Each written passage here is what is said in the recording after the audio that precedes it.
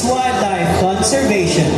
We work hard to protect endangered species, provide them with safer habitats, and educate guests about the importance of preserving nature.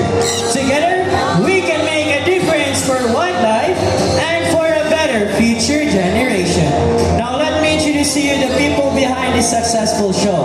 My partner here on stage, Mr. Charles. We also have here other bird trainers, Mr. Irvin, Miss Debbie, and Miss Donna.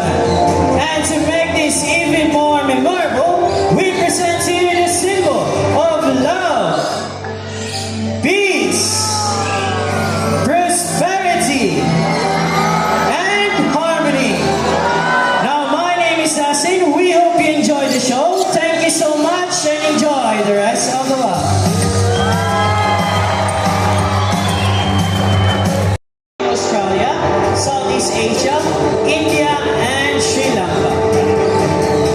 Now lastly, a white-bellied sea eagle symbolizes wilderness and freedom.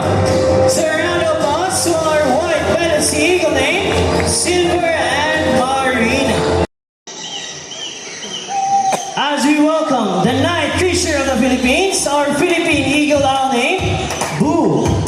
Now, Philippine eagle owl, they are the largest owl species that can be seen here in the Philippines. Now, it has a wingspan of 40 to 50 centimeters. Now, as you can see, it has a large head and a bulging eyes that can spot a prey up to 2 kilometers away. So when they fly, they are almost silent. It is because of their special feathers that helps them glide quietly in the night, making them a silent stalkers or the